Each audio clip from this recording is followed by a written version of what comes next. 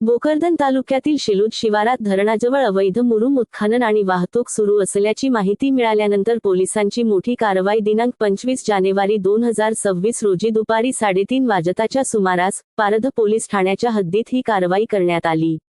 या प्रकरणी गुन्हा क्रमांक 15/2026 नुसार भारतीय न्याय संहिता 2023 मधील कलम 303, 2 आणि 3(5) अंतर्गत गुन्हा दाखल करण्यात आला आहे।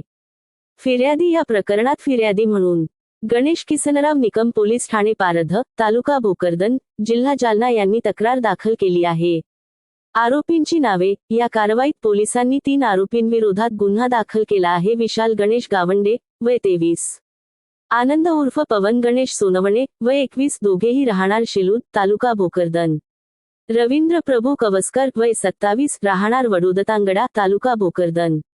जप्त केलेला मुद्देमाल। कारवाई दरम्यान पोलिसांनी घटनास्थळावरून मोठ्या प्रमाणात यंत्रसामग्री व वाहने जप्त केली असून त्यामध्ये पिवळ्या रंगाची JCB मशीन MH21BV1181, किंमत अंदाजे 20 लाख रुपये, स्वराज 744 XT ट्रॅक्टर, मुरुम भरलेल्या ट्रॉलीसह, किंमत अंदाजे 5,53,000 रुपये, महिंद्रा युवोटेक अधिक 585 ट्रॅक्टर, रिकाम्या ट्रॉलीसह, किंमत अंदाजे 5,60,000 रुपये।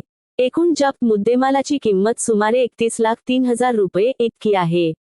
पोलीस खुलासा। आरोपी हे कोणतीही शासकीय परवानगी नसताना मुरुमाचे चोरटे उत्खनन व वाहतूक करत असल्याचे तपासात उघड झाले आहे। या प्रकरणाचा पुढील तपास माननीय पोलीस उपनिरीक्षक नेमाने यांच्या मार्गदर्शनाखाली सुरू आहे।